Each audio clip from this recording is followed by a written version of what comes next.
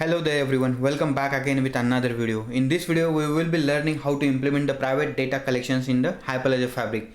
So what is the private data collection, when we should use channel, and when we should use this private data collection.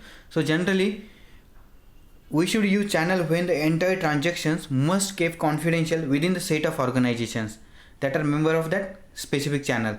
It means that entire transactions, if you want to keep confidential within a set of organization, that time we should use channel. And when we should use private data collections, so when the transactions must be shared among the set of organization, and only the subset of organization have some access to the some confidential data within the transaction. At that time we should use the private data. Fabric 2.0, the community introduced implicit data collection as well, and previously we have that explicit collection. It means in the explicit private data collection we have to define the configuration file for the private data, and in implicit collection we don't need to define this private configuration file.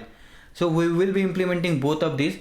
So let's move to the explicit first. So collection definition. So what exactly configuration file will have, that collection definition file? First of all we will see how that file looks like. So here you can see we have two collections. It's an array of collection in JSON form. So first collection is this one, and the second collection is this one. Collection car is the first collection name, and second one is the collection car private details. So we will be creating these two collections in our Fabric network, and it's having different fields like name, policy, required peer count, max peer count, block to leave, member read only, member write only, and here is the endorsement policy, additional endorsement policy. It's optional actually. So first of all, what is the name? First field. First one is the name. That is the collection name actually. The second field is the policy. So what is the policy? So this policy defines which organizations peer are allowed to persist the collection data. And the next one is the required peer count. This is the minimum number of peers that each endorsing peer must successfully disseminate the private data before the peer signs the endorsement and return the proposal response back to the client. So let's assume we have one required peer count here. Whenever endorsing peer get any transactions at that time, so first if this transaction has some private data, so in that case it will disseminate first to the other peer. This is the number of peer where it will disseminate before signing that endorsement and sending proposal back to the client. Next one is the max peer count. So max peer count, it's for the data redundancy purpose, number of other peers that are currently endorsing peer will attempt to distribute this data. So here we have defined 3 as the count. It means endorsing peer will try to disseminate the private data to the other 3 peers, so before signing that proposal and sending back to the client. Block to leave. So block to leave, for the let's assume that some of the information in this private data have some confidential information and sensitive information. So in that case, let's assume if we want to purge that data, this data will be purged after this number of blocks, and it's a configurable. We can set any number of in the second collection we have defined a 3. So after 3 blocks this data will get purged, and if you want to persist data for the infinite time, then definitely you have to set it as a 0 block to live, and here we have defined 1 million blocks. Next one is the member only read. So member only read, that value that indicates the peer automatically enforce only the client belonging to one of the collection member organizations are allowed to read the private data information. And in case of the write, is also same. So they will have only the client belonging to the order that collection member organizations are allowed to write this private data. And the last one is the endorsement policy. So it's actually this endorsement policy is an optional, and that optional endorsement policy to utilize for the collection that override the channel level endorsement, chain code level endorsement policy. So if we define here, it will override the chain code level endorsement policy. So here we have defined these two different collection. First one is the collection car, second one is the collection car private details. In the first collection we will be storing the private data of the car, and in the second collection we will be storing some of the confidential data about that car, like price details of that car. And you can see this configuration, different configuration we have already defined here.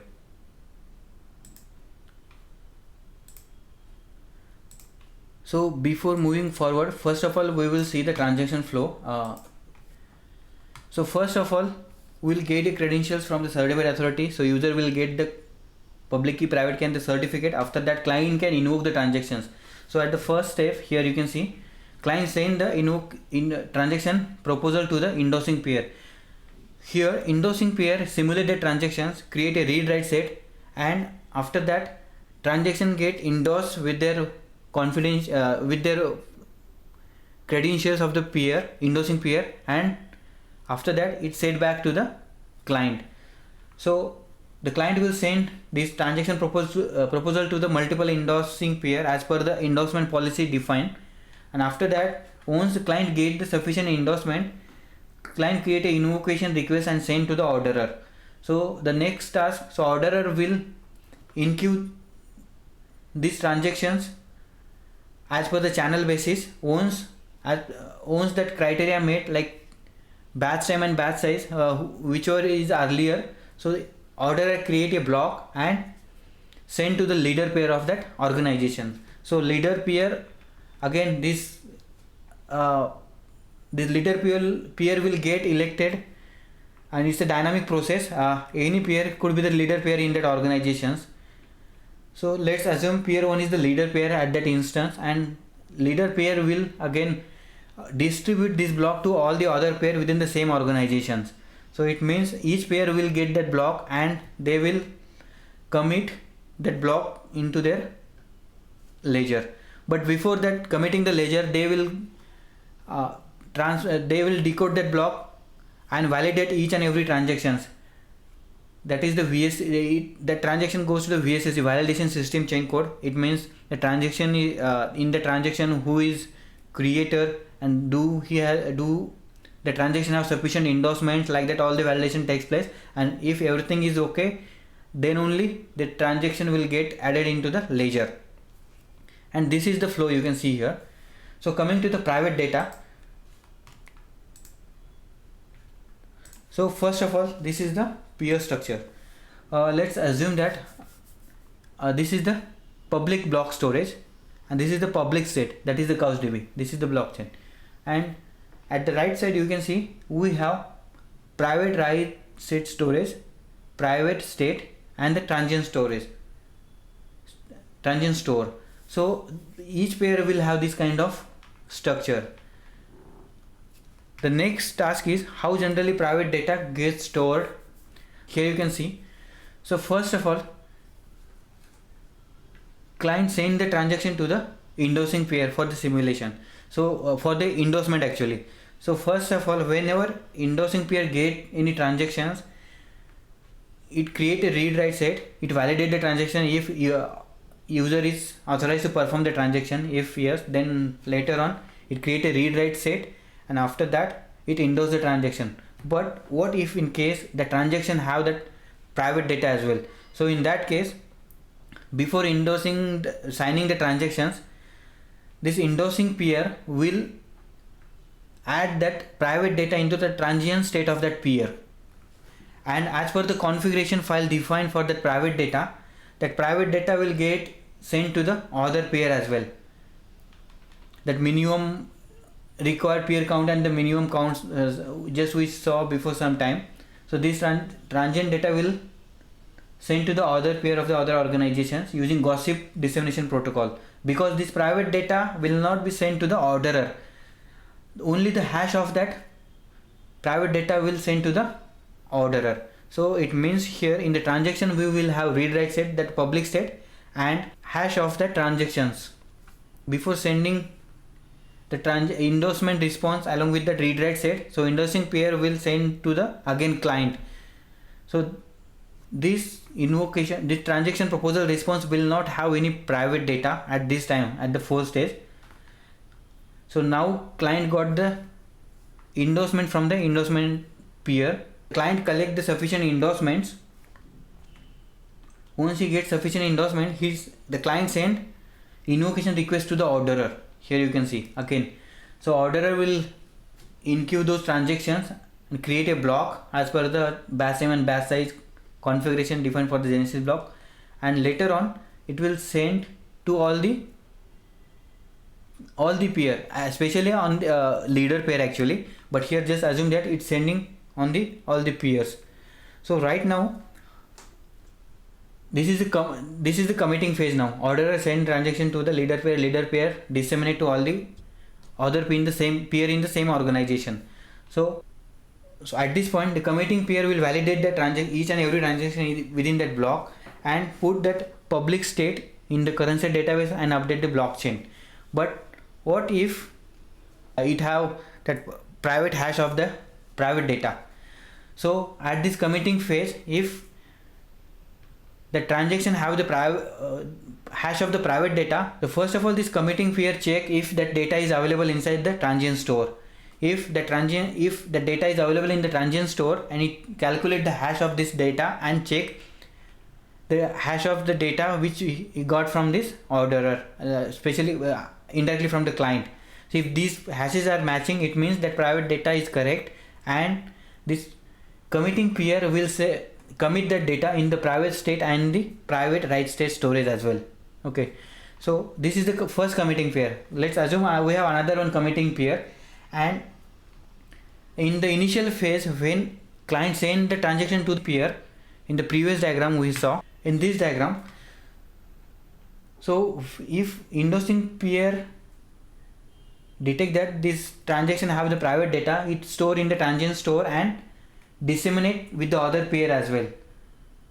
So this part. Okay, so now here this peer got this transaction block from the orderer. Again this peer, each and every peer decode that block and validate the transaction one by one. So in the transaction we have that private data hash as well. So in that case, first of all it checks if our transient store have that data or not.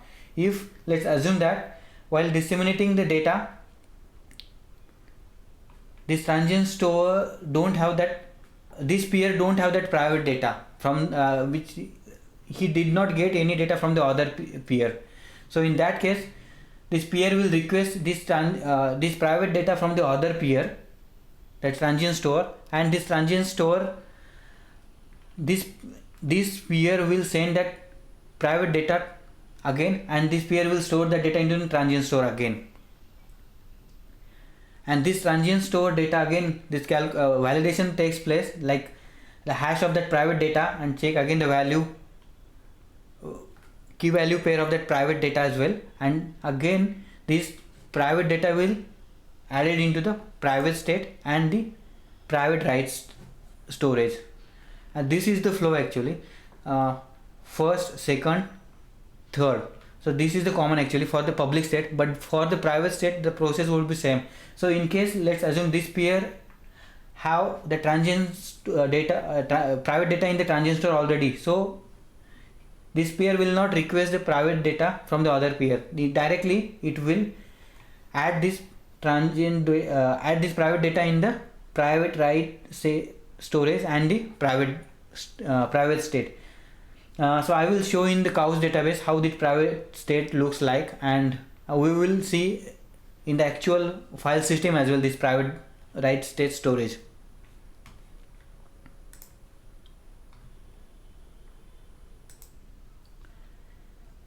Here you can see I have mentioned here endorsing pair, but just consider this is a peer because orderer sending that block to all the peer, like leader pair actually, and it's the leader pair responsibility to broadcast that block to all the other pair within the same organization. So don't get confused here. I mentioned endorsing pair. Probably I will remove this. So once again we will just go through thoroughly. Yeah, so first client create a transaction, and send to the endorsing peer. So endorsing peer did check if that transaction have that private data or not. If he detect that endorsing peer detects that this transaction have the private data, so immediately endorsing peer put the private data in the transient store within the peer, and endorsing peer will send that private data to the other peer as well using gossip dissemination peer to peer. Configuration of this peer, number of the count of the peer we can define in the configuration file. I will show you here. You can see record peer count and the maximum peer count. These are the two parameters we have sent. So the next task, once the data is stored in the transient store, it create a hash of that private data and put on the public. I mean, the endorsing peer will create a read write set for that private data as well, but the actual data would not be there in the read write set. Instead of, there would be a hash of that private data. So endorsing peer again send the transaction proposal response to the client. So the next stage, the client collect all the endorsements from the endorsing peer, and later on it's sent to the orderer. Orderer again enqueue those all the transactions and create a block, and that block will get sent to the all the leader pair of the organizations. So again I'm explicitly mentioning, don't get confused here. I have mentioned endorsing pair, just consider peer only here. So once peer get that block, decode that block and validate each and every transaction from that block. So all the public data will be added into the public state and the public blockchain, but if the transaction have the private data hash, in that case the peer checks if the transient store have that private data. If it has, then it validate if the hash of this private data and calculating hash of this transient store private data, if they are equal, because here we got a hash of the private data in the public transaction. If they are equal, it means the data is correct, and they finally they can transfer this data to the private data and the private write state storage. So in the same way, so other peer also got this block. The public transaction will get added into here, public state and the public block, and later on, in case if this peer don't have the transient store, don't have the private data in the transient store, this peer will request data from the other peer. So other peer will transfer that transient store data to this peer, and this will get added into transient store. Again the this verification would be there, like hash of that private data and the hash this peer got from the orderer. If they are equal, it means the data is valid, and this private data will get added into the private write storage and the private state. This is the flow for the private data adding into the network. That's it for this video. In the next video, we will be implementing this practically everything in our existing network. So thank you so much for watching. In case if you are facing any issue, just let me know in the comment section. Thank you so much for watching. Stay tuned for the more update.